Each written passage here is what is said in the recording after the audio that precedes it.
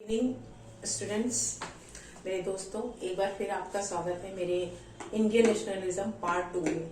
तो आपको याद होगा कि मैंने आपको जलियांवाला बाग तक पढ़ाया था, इंसिडेंट तक 1919 और रॉलेट एक्ट और गांधी जी के सारे मूवमेंट्स मैंने आपको बताए थे।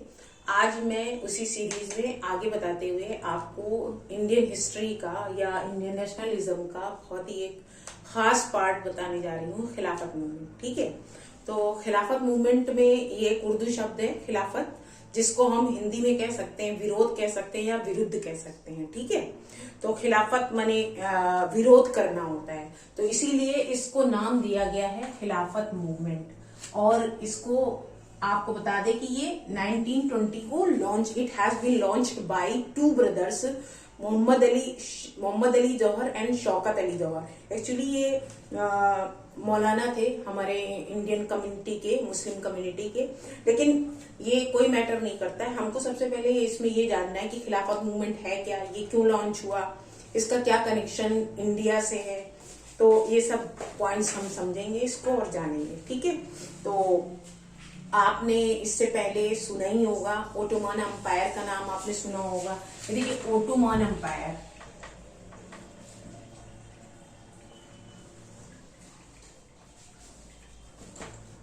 ये क्या है, मैं आपको ये बता दूं। आपको याद क्या रखना है इसमें, 1876 से लेकर 1909 तक अब्दुल हमीद कौन है, वहां के एम्परर थे, जिनको कैलिफ कहा जाता था। कैलिफ क्या होता है? कैलिफ मीन्स होता है किंग, राजा, और अरबी में इसे खलीफा कहते हैं और इंग्लिश में इसको कैलिफ के नाम से जाना जाता है। तो क्या ये पूरा प्रॉब्लम क्या था, पूरा मैटर क्या था, वो मैं आपको बताना चाहती हूँ। देखिए, मैटर ये था कि जो अब्दुल हमीद, जो कि खलीफा थे, ओटोमन एम्पायर के, ये पहले ओटोमन एम्पायर कहा जाता था, लेकिन यहाँ पर मैं आपको अब ओटोमन एम्पायर की जगह मैं आपको टर्की लिख के बताऊंगी। ठीक है, टर्की।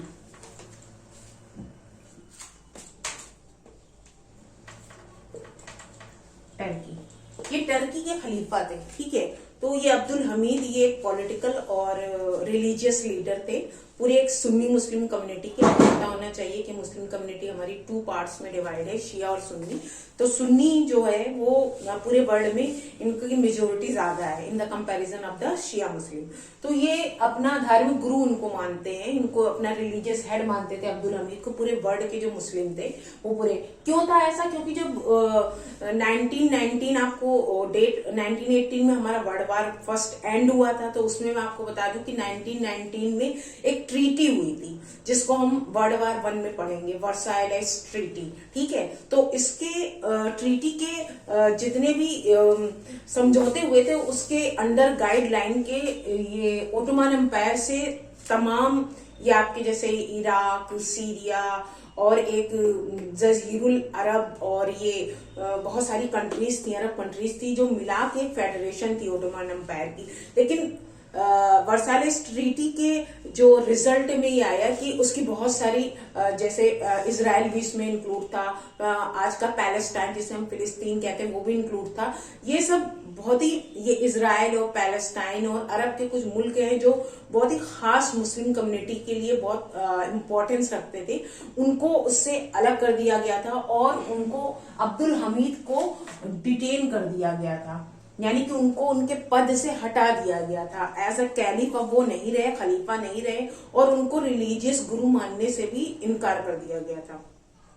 वहां पर एक और नाम याद रखने का है, नाम है, आपको नाम पता होना चाहिए, मुस्तफा कैमल। ये वहीं के थे, टर्की के ही थे। एक्चुअली इन्होंने भी एक मूवमेंट लॉन्च किया था इनके खिलाफ कि ऐसा नहीं होता है, हमको अपनी कंजर्वेटिव सोच से बाहर आना होगा। और ऐसा कैसे हो सकता है कि एक ही इंसान, एक ही बंदा पूरे वर्ल्ड के मुस्लिम कम्युनिटी का रिप्रेजेंटेटिव होगा और या वो पूरे वर्ल्ड के मुसलमानों को हैंडल कर सकता है। वो थोड़ा उनकी जो सोच थी वो नेशनलिस्ट, प्रो नेशनलिस्ट सोच थी और वेस्टर्न सोच से उनका जो थॉट्स और व्यूज थे एक्चुअली मिलते थे। और वो चाहते थे कि ये अब्दुल हमीद को सही में हटा दिया जाए, उनको एज अ रिलीजियस हेड ना माना जाए और पॉलिटिकल हेड पूरे मुस्लिम कम्युनिटी का ना माना जाए। तो इसको देखते हुए ब्रिटिश ने इसको फॉलो किया और उनको हटा दिया गया। और ये मुस्तफा कैमल ने भी वहां पर एक मूवमेंट चला रहे थे। तो यहाँ जो इंडियन मुस्लिम था उसको ऐसा लगा कि ये तो it's a direct attack on our religion और रिचुअल्स और ट्रेडिशंस। तो उन्होंने सोचा कि अरे ये तो हमारे धार्मिक गुरु को टॉर्चर कर रहे हैं, ये तो एक तरह का रिसेंटमेंट है, हमें इसके खिलाफ आवाज उठानी चाहिए। आप समझ रहे हैं कि अरे ये तो मुस्लिम कम्युनिटी पे डायरेक्ट हमला है, हमारे धर्म पे हमला है, हमें इसके खिलाफ एक आवाज उठानी चाहिए। तो यहाँ पर मैं आपको बता दूं कि जो इंडियन कम्युनिटी के दो मौलाना थे, नाम मैंने आपको पहले भी बताया है, मोहम्मद अली एंड शौकत अली, मोहम्मद अली और शौकत अली, ये नाम आपको याद रखने होंगे, मोहम्मद अली एंड शौकत अली, क्योंकि ये दो खास नाम है और इनका हमेशा नाम आता है जब भी आप खिलाफत मूवमेंट के बारे में कुछ भी कोई भी आंसर देंगे, छोटा से छोटा आंसर या लॉन्ग आंसर, इनका नाम जरूर आएगा। इन्होंने लॉन्च किया इस खिलाफत मूवमेंट को और गवर्नमेंट को इन्होंने actually they force to government to retain the caliph of the Turkey again. यानी वो उनकी डिमांड थी कि पहले तो वो ये करे कि आखिर ये हमें ये बताना होगा खिलाफत मूवमेंट लॉन्च किया गया तो रीजंस क्या थे, ठीक है, क्या डिमांड थी। रीजंस के अलावा हम कह सकते हैं क्या इनकी डिमांड्स थी। डिमांड्स में आपको बता दूं क्या थी। पहली तो ये डिमांड थी कि खलीफा को वापस उसकी पोस्ट दी जाए, उसको वापस से उसके पोस्ट पे रिटेन कर दिया जाए। दूसरी ये डिमांड थी कि जितने भी ये हमारे जो मुस्लिम कंट्रीज हैं, जैसे आपका पैलेस्टाइन था, अरब के कुछ मुल्क थे, आपका सीरिया था, आपका इजराइल था, इन सबको वापस कंबाइन किया जाए और अब्दुल हमीद को वापस से इनका धार्मिक गुरु बनाया जाए। ये उनकी डिमांड थी और इसी डिमांड को देखते हुए इस मूवमेंट को लॉन्च किया गया। अच्छा, यहाँ पर एक बहुत ही इंपॉर्टेंट पॉइंट है। वो इम्पोर्टेंट पॉइंट क्या है? वो इम्पोर्टेंट पॉइंट ये है कि Mahatma Gandhi at that time ही जस्ट थॉट कि this is the good opportunity to start a movement against the British government, क्योंकि उस दरमियान जो था, जो टाइम पीरियड था, उस हद तक डिवाइड एंड रूल पॉलिसी के तहत हिंदू और मुसलमानों को आपस में, यानी कि हम कह सकते हैं कि British sowed seeds of the hatred enmity, यानी नफरत के बीच और दुश्मनी के बीच हिंदू और मुस्लिम में ब्रिटिश ने तब तक काफी हद तक बो दिए थे। उसको महात्मा गांधी चाहते थे कि जो हमारे बीच जो क्लैशेस चल रहे, हमारे बीच जो ग्रजेस चल रहे हैं, उनको जब तक हम दूर नहीं करेंगे, तब तक हम यूनाइट नहीं होंगे, तब तक हम ब्रिटिश गवर्नमेंट के अगेंस्ट खड़े नहीं हो सकते। तो ये अच्छा मौका है, यहाँ पर हम ब्रिटिश गवर्नमेंट के लिए एक नॉन कॉपरेशन मूवमेंट चलाएंगे और खिलाफत मूवमेंट के साथ हो जाएंगे। तो यहाँ पंजाब और बंगाल से इस खिलाफत मूवमेंट को काफी कॉपरेशन मिला था, क्योंकि उधर मुस्लिम कम्युनिटी बहुत थी बंगाल में, ठीक है, और इधर से फिर हिंदू कम्युनिटी ने भी खिलाफत मूवमेंट को एक्चुअली कॉपरेट करना, सपोर्ट करना स्टार्ट कर दिया। तो एट लास्ट रिजल्ट ये निकल के आया कि ब्रिटिश गवर्नमेंट मान गई इस चीज को और उन्हें वापस से अब्दुल हमीद को टर्की का खलीफा डिक्लेयर करना पड़ा। इसके लिए आपको एक डेट याद रखनी होगी, जो खिलाफत मूवमेंट की जो खास डेट जो मानी जाती है, खिलाफत डे उसको कहते हैं। तो उस डेट को आपको याद रखना है, खिलाफत डे, यानी खिलाफत डे 17 अक्टूबर। ये डेट, क्योंकि डेट मैं हमेशा आपको क्यों बताती हूँ, क्योंकि डेट इज वेरी इंपॉर्टेंट, ठीक है। 17 अक्टूबर कंसीडर द डे ऑफ खिलाफत मूवमेंट, 17 अक्टूबर, ठीक है। अब यहाँ पर तो ये चीजें हो गई, ठीक है। अब बात कर लेते हैं हम महात्मा गांधी के थॉट्स के बारे में। महात्मा गांधी जस्ट थॉट कि अगर हम यहाँ पर एक मूवमेंट लॉन्च करें और मुस्लिम के साथ खड़े हो जाएं, और इसी मूवमेंट में हम सीधे ये कह सकते हैं कि Khilafat movement has been merge into non cooperation movement. Non cooperation movement जो था खिलाफत मूवमेंट के साथ मर्ज हो गया और हिंदू मुस्लिम यूनाइट हो गए और ब्रिटिश गवर्नमेंट ने खिलाफत मूवमेंट में हालांकि इन दोनों को जो शौकत अली और मोहम्मद अली, इनको पहले अरेस्ट किया गया था, ब्रिटिश गवर्नमेंट ने इनको पहले अरेस्ट किया गया, बाद में प्रेशर से और ये जो सारा मूवमेंट का इवेंट्स थे उससे क्या नाम है बचने के लिए बाद में उनको रिलीज कर दिया गया, उनकी डिमांड्स को भी मान लिया गया। अब आप बात करते हैं हम बहुत ही इंपॉर्टेंट आपका जो ये मूवमेंट है, हम इसे कह सकते हैं कि अगर सही मानों में पूरे इंडिया के फ्रीडम के लिए महात्मा गांधी ने कोई पहला मूवमेंट चलाया तो वो था नॉन कॉपरेशन मूवमेंट। ठीक है, तो अब हम इसके बाद नॉन कॉपरेशन, ये आपको स्टोरी समझ में आ गई होगी खिलाफत मूवमेंट की। आपको इसमें दो नाम मोहम्मद अली, शौकत अली याद रखने हैं, 17 अक्टूबर 1920 याद रखना है। आप अगर डिटेल में जाना चाहते हो ट्रीटी ऑफ वर्साइलेस के जरिए जो उसके ओटोमन एम्पायर के जो पार्ट्स अलग किए गए थे, मीन्स टेरिटोरियल पार्ट्स जो अलग किए गए थे, वो आप रीजन में दे सकते हैं, डिटेन ऑफ खलीफा दे सकते हैं। अब बात करते हैं नॉन कॉपरेशन मूवमेंट की। Non cooperation movement Gandhi ji has been launch 1 अगस्त 1920। ये आपको याद रखना है। इसमें गांधी जी ने अगस्त 1920 को नॉन कॉपरेशन मूवमेंट को लॉन्च किया। नॉन कॉपरेशन मूवमेंट को लॉन्च करने के क्या रीजंस थे? ठीक है, पहला तो जो सबसे बड़ी ट्रेजेडी हमारी हुई थी 13 अप्रैल 1919 जलियांवाला बाग का जो दुख था, पहला point.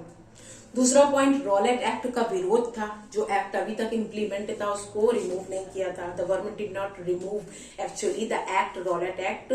Bye this act the big and a dreadful event Jallianwala Bagh has been conducted. British government, in spite the government was not actually reacted positively before the public. यानी कि इतने बड़े इंसिडेंट होने के बावजूद भी ब्रिटिश गवर्नमेंट को कोई खास असर नहीं पड़ा था। ना तो उन्होंने रॉलेट एक्ट हटाया था जलियांवाला बाग ट्रेजेडी होने के बावजूद भी I am sorry, Jallianwala Bagh tragedy, Rowlatt act को रिमूव करना, खिलाफत मूवमेंट का सपोर्ट करना, और नॉन कॉपरेशन मूवमेंट आप समझ लीजिए, नॉन माने नहीं, कॉपरेशन माने सहयोग, यानी हम सहयोग नहीं करेंगे। कैसा सहयोग नहीं करेंगे आप ये समझ लीजिए। कैसा सहयोग? ये एक ऐसा सहयोग है जैसे कि उन्हें किस तरह के नॉन कॉपरेशन हमको करना है। जैसे स्टूडेंट्स स्कूल कॉलेज जाना छोड़ दें, टीचर्स स्कूल कॉलेज यूनिवर्सिटी में पढ़ाना छोड़ दें, ठीक है, वकील कोर्ट जाना छोड़ दें, दुकानदार अंग्रेजों से सामान लेना देना छोड़ दें, उनके बनाए हुए प्रोडक्ट को यूज करना छोड़ दें। यानी हर तरह से वॉट एवर, जिस तरह से भी हम उनसे कहीं से भी अटैच हैं या हमारा कोई बिजनेस या कोई कॉन्टेक्ट उनसे है, तो हम उन सारी चीजों को बंद कर दें। यानी ब्रिटिश को एक तरह से क्या, ये भी क्या है, पीसफुल नॉन वायलेंस आपका ये चलाया गया था। ठीक है, एक चीज यहाँ पर मैं आपको और बताना चाहूंगी कि 1920 डेट इसलिए भी इम्पोर्टेंट है कि इस डेट में, इस सन में बाल गंगाधर तिलक की मृत्यु भी हुई थी। ठीक है, और बाल गंगाधर तिलक को महात्मा गांधी बहुत मानते थे। और आपको याद होगा कि 1916 में लखनऊ पैक्ट भी उन्होंने किया था हिंदू मुस्लिम की यूनिटी के लिए। मैं आपको बताऊंगी आगे चल के, ये हमारा जो पॉइंट था थोड़ा सा रह गया, लेकिन फिर भी मैं आपको बता दे रही हूँ। 1916 में लखनऊ पैक्ट में आपको याद होगा कि एनी बेसेंट और ये बाल गंगाधर तिलक ने होम रूल लीग एक ऑर्गेनाइजेशन को एस्टैब्लिश किया था। इसमें मुस्लिम लीग के नेता और कांग्रेस के नेता सभी आए थे और एक जगह उनसे बातचीत करी गई थी ताकि हिंदू मुस्लिम के बीच जो कम्युनिटी के बीच जो ग्रजेस हैं उनको खत्म किया जा सके, उनको रिमूव किया जा सके। तो गांधी जी बाल गंगाधर तिलक को अपना आइडियल मानते थे और 1920 में उनकी मृत्यु हो गई। तो गांधी जी को यहाँ पर उनको एज अ एयर देखा जा रहा था। एज अ एयर क्यों देखा जा रहा था? कि वो गांधी जी को बाल गंगाधर तिलक का उत्तराधिकारी माना जा रहा था। और एक चीज खास बता दूं कि Bal Gangadhar Tilak has been given the slogan कि स्वराज हमारा जन्मसिद्ध अधिकार है, हम इसे लेकर रहेंगे। Swaraj is our birth right and we have to take it. ठीक है, तो ये जो फेमस स्लोगन है, इन सारी चीजों को ध्यान में रखते हुए महात्मा, अगर हम ये कहें कि non cooperation movement was the first movement launch by Gandhi ji for the whole nation for the independence of India, तो इट्स नॉट बी रॉन्ग। ठीक है, तो ये आप ये समझ लीजिए कि नॉन कॉपरेशन मूवमेंट। अच्छा, ये तो यहां तक हो गया कि हाँ गांधी जी ने चलाया इसको। हाँ, कुछ चीजें इसमें रही, जैसे आपका ये कह सकते हैं जो रॉयल फैमिलीज थे, they did not actually participate in this non cooperation movement.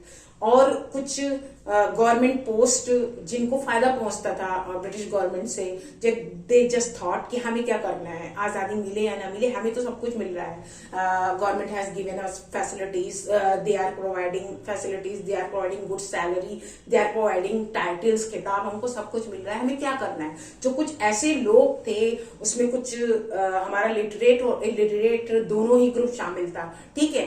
तो गांधी जी का यहाँ पे एफर्ट था कि हम सबको मिल के आना चाहिए, लेकिन यहाँ पर भी कुछ ऐसा मामला रहा कि कहीं पर नॉर्थ में है तो नॉर्थ ईस्ट में है तो नॉर्थ वेस्ट में नहीं है, ज्यादा आवाजें नहीं उठ रही। तो गांधी जी चाहते थे कि पूरा इंडिया एक साथ होना चाहिए, लेकिन हुआ क्या, जो पीसफुल कॉपरेशन, ये जो नॉन कॉपरेशन मूवमेंट गांधी जी चलाना चाहते थे सॉरी, ऐसा हुआ नहीं। कुछ छिटपुट घटनाएं और तमाम तरह की कुछ चीजें होने लगी, और यहाँ पर गांधी जी ने मैं आपको बता दूं कि गांधी जी ने एक बहुत खास जो इसमें इंसिडेंट रहा है, आखिर हमसे अक्सर ये क्वेश्चन हमारे एग्जाम में आता है, why did Gandhi ji withdraw the non cooperation movement, ठीक है। तो इस क्वेश्चन के आंसर में एक हमारी बहुत बड़ी पेनफुल इंसिडेंट आती है कि जो रिसेंटमेंट उठाए ब्रिटिश गवर्नमेंट ने पब्लिक को दबाने के लिए, चाहे वो किसान हो, चाहे वो किसी भी क्या नाम है, किसी भी लेवल या किसी भी क्लास से बिलोंग करते हो, इसमें किसानों को भी लाठी चार्ज किया गया, ठीक है, किसानों को लाठी चार्ज किया गया। इस लाठी चार्ज के बाद the public became actually adopted the policy of agitation. They became radicals. Just they thought कि अब हम क्या करें, तो वो गुस्से में आ गए, पब्लिक गुस्से में आ गई, उन्होंने तोड़फोड़ शुरू करी, और पुलिस स्टेशन को उन्होंने, एक पुलिस स्टेशन है चौरी चौरा, ये चौरी चौरा आपका उत्तर प्रदेश में है, गोरखपुर के पास, ठीक है। आज हमारे यहाँ हमारे देश में इसके नाम की एक ट्रेन भी चलती है, चौरी चौरा, ठीक है। तो मैं आपको बता दूं इस बारे में कि जो चौरी चौरा इंसिडेंट है उसमें हुआ क्या था कि कुछ लाठीचार्ज किया पुलिस ने, ब्रिटिश गवर्नमेंट, आपको पता है British government has getting order to the, आपको पता है कि उसमें इंडियन पुलिस भी थी, उन्होंने लाठीचार्ज किया, उसमें कुछ घायल हुए, गुस्से में आ गई पब्लिक और उन्होंने पुलिस स्टेशन को घेर लिया, पुलिस स्टेशन में आग लगा दी। रिजल्ट क्या निकला कि आपके 22 पुलिसमैन, याद रखिएगा आप इस चीज को, 22 पुलिसमैन बर्न बैडली, मारे गए, दे लॉस्ट देयर लाइफ। उसमें आपके 3 सिविलियन भी है, 3 आपके सिविलियंस भी हैं। Gandhi ji became hurt, he realized a deep pain. Gandhi ji एकदम से बहुत ज्यादा डिस्टर्ब हो गए, एंड ही डिसाइडेड 5 फरवरी को, 5 फरवरी 1920, ये आपको जो चौरी चौरा इंसिडेंट है इसके बारे में मैं आपको बता दूं, इसकी डेट आपको याद रखनी होगी। ये डेट है आपकी 1920, ठीक है, और ये जब ये इंसिडेंट हुई वो था 5 फरवरी 1922, ठीक है। अब आपका आता है 12 फेब 1922। ये डेट क्यों इंपॉर्टेंट है, क्योंकि इस डेट को Gandhi ji called the nation to withdraw non cooperation movement. Gandhi ji ने एक आवाज लगाई, गांधी जी ने डिक्लेयर किया कि मैं नहीं करूंगा, नॉन कॉपरेशन मूवमेंट को मैं बंद करूंगा। पूरे उसमें वायलेंस ही वायलेंस होता जा रहा है, और गांधी जी इतने अफसोस में चले गए कि उन्होंने ये डिसाइड कर लिया कि 5 दिन के लिए वो अनशन में चले गए। अनशन आप जानते हैं, ही लेफ्ट वाटर एंड फूड, अन्न और जल उन्होंने त्याग दिया और 5 दिन के लिए अनशन में चले गए गांधी जी। आपको याद रखना होगा कि गांधी जी 5 डेज सत्याग्रह कहें, अनशन कहें, कुछ भी कह सकते हम, 5 दिन का उन्होंने व्रत ले लिया कि 5 दिन तक कुछ भी खाए पिएंगे नहीं, ठीक है। तो ये चौरी चौरा इंसिडेंट जो है पूरी, आपको इसमें याद क्या रखना है, आपको याद रखना है कि Chauri Chaura situated in Uttar Pradesh near Gorakhpur, ठीक है। 22 पुलिस वाले जिंदा जला दिए गए थे पब्लिक के जरिए, जिसमें 3 सिविलियन भी थे। गांधी जी 5 फरवरी को, ये घटना घटी थी 5 फरवरी 1922 को। फिर गांधी जी ने विड्रॉल किया 12 फरवरी 1922 को, नॉन कॉपरेशन मूवमेंट को उन्होंने विड्रॉल कर दिया। ये इंसिडेंट इसलिए भी इतने डिटेल में मैं बता रही हूँ क्योंकि क्वेश्चन अक्सर आता है कि why did Gandhi ji withdrawal the non cooperation movement. और उसके बाद 5 दिन का उन्होंने मेंशन किया और इस तरह से नॉन कॉपरेशन मूवमेंट को टेम्परेरीली बंद कर दिया गया। ठीक है, फाइनली इसको बंद कर दिया गया। अब इसके आगे हमारे पास एक और बहुत ही इंपॉर्टेंट टॉपिक है, लेकिन कम पढ़ाया जाता है। अक्सर मैं देखती हूँ कि लोग इसको इतना इम्पोर्टेंस नहीं देते, लेकिन मैं आपको बता रही हूँ। अब आपकी इसके बाद जो डेट है हमारी, उसमें बस एक मैं ये बताना चाहूंगी कि 1923 आता है। ठीक है, स्वराज पार्टी की स्थापना होती है। स्वराज पार्टी आपको पता है, Swaraj party was actually established by the Motilal Nehru, Chittaranjan Das, और इसमें 9 मेंबर थे। ठीक है, उन लोगों ने स्वराज पार्टी की स्थापना करी। इसमें सिर्फ आप इतना ही समझ लीजिए, क्योंकि बस इतना ही पूछा जाता है। आगे एक और है आपका 1925, जो कि फेमस है काकोरी कांड के लिए। ठीक है, हमें इसको भी जानना होगा, काकोरी कांड क्या है। ये काकोरी कांड बहुत ही पता होना चाहिए, क्योंकि एक सीरीज में एक these are the actually series of the events of Indian history under the rule of the British government. इसलिए मैं आपको ये बता रही हूँ, कभी पूछा जाता है कभी नहीं भी पूछा जाता है, लेकिन फिर भी जान लीजिए काकोरी कांड है क्या।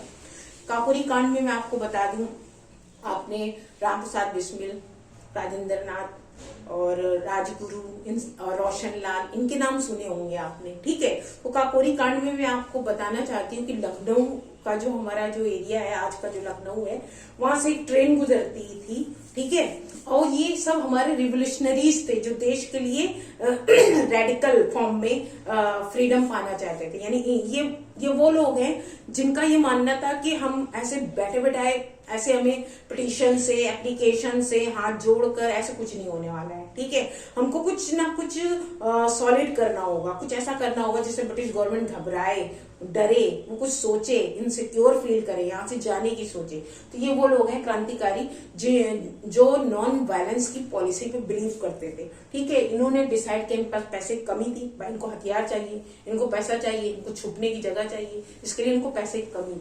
तो एक उस टाइम पे 8,000 रुपीज मायने रखता है 1925 में। आज के टाइम पे 8 लाख रुपए रख लीजिए या 80 लाख रख लीजिए, आप कह नहीं सकते हम। तो आप ये सोचिए उस टाइम पे 8,000 rupees, he robbed the 8,000 rupees robbery, यानी कि 8,000 रुपए की डकैती ढालने के लिए ट्रेन को बकायदा रुकवाया गया। ठीक है, बकायदा रुकवाया गया, ट्रेन से वो पैसे लूटे भी गए।